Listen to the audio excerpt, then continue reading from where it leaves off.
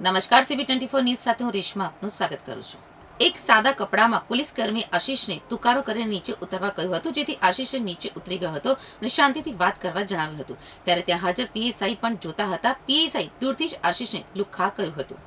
શહેરના નિકોલ વિસ્તારમાં રહેતો આશીષ કોસ્ટી નામનો યુવક તેના મિત્રો સાથે બોપલ સ્ટેશન ફરિયાદ કરવા ગયો હતો.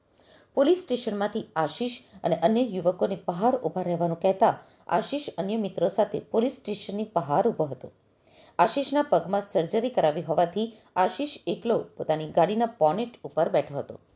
આશીષની નજીક જ કેટલાક પોલીસ કર્મીઓ ઊભા હતા.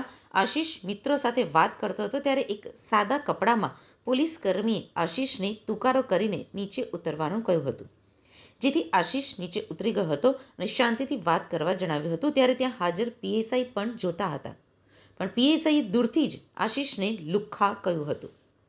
PSI જયેશ કાલોત્રાએ આશીષની નજીક આવીને પણ લુખ્ખા બોલી, આ મારું પોલીસ સ્ટેશન કહીને નીકળ અહીંયાથી નામ લખીને અંદર પૂરવાની ધમકી આપી હતી.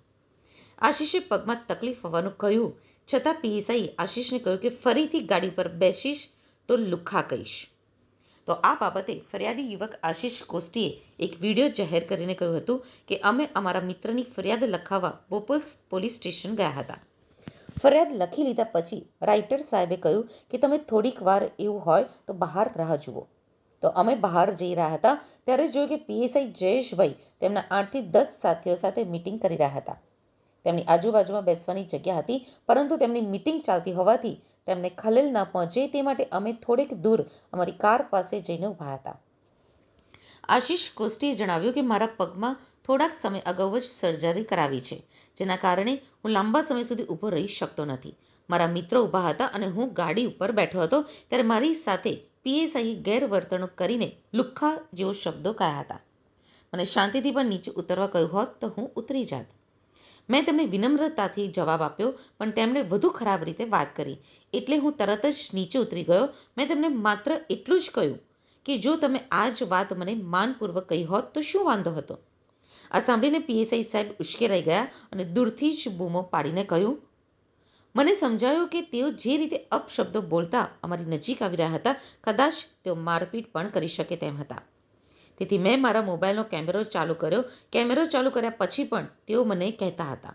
આશીષે આ અંગે અમદાવાદ ગ્રામ્ય SP ઓમપ્રકાશ જાટને ફરિયાદ કરી છે.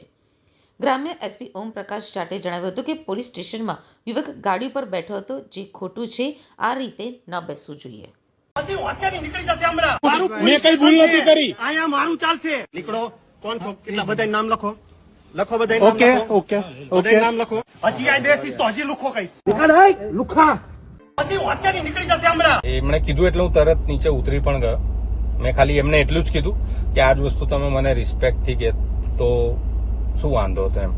હવે મેં આ વસ્તુ કીધી એટલામાં PSI સાહેબ પણ ભડક્યા